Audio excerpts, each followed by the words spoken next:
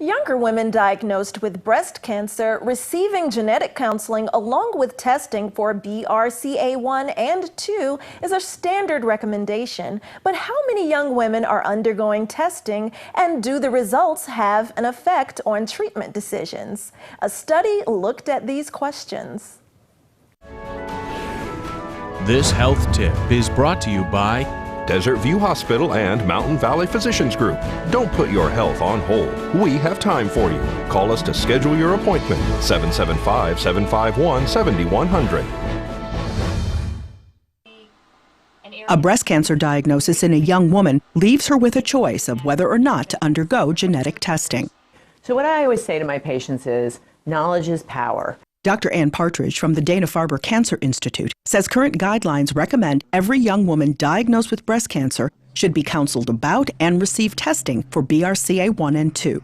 We're making strides and improving over time how we get the message to young women that they should consider testing.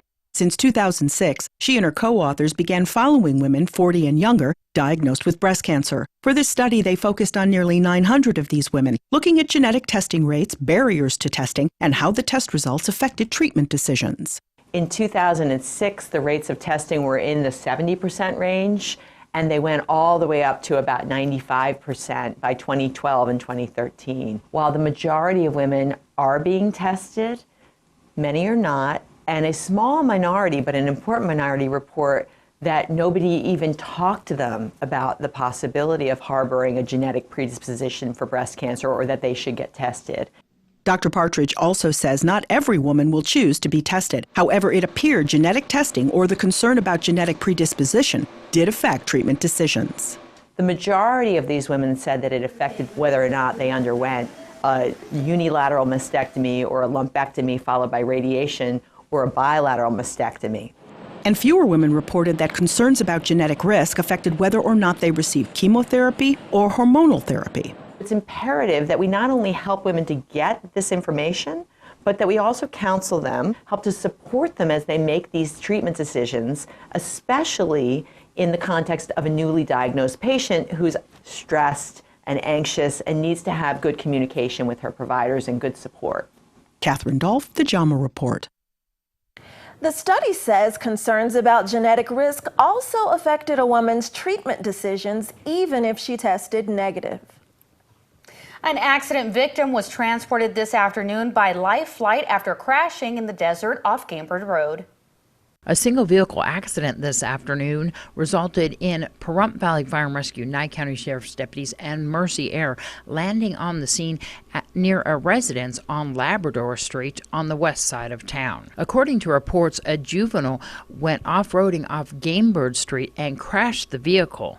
He was transported by family members back to a residence on Labrador Street, where they called emergency crews to respond.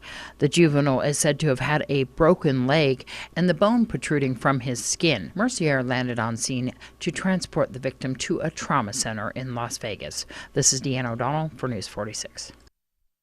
Utilities, Inc. has filed a lawsuit against Nye County and the Board of County Commissioners, stating that the recent vote on the rapid infiltration basins wasn't properly completed. UICN alleges that the Nye County Commissioners' actions at the March 15th meeting had violated the Nevada open meeting law when they reversed the Pahrump Regional Planning Commission decision on the utilities conditional use permit.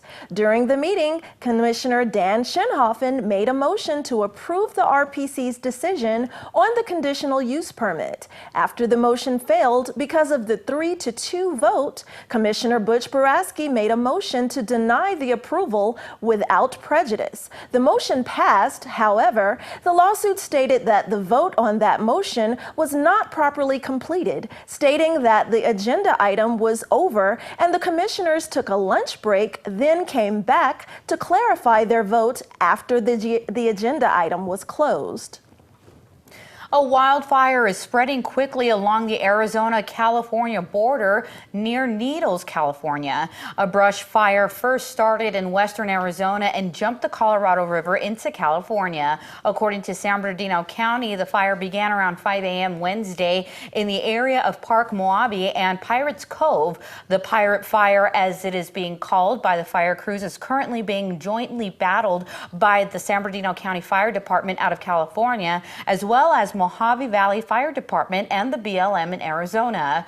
San Bernardino County last estimated the extent of the fire to 500 acres, and with 450 acres in Arizona and 50 acres in California, and a 5% containment.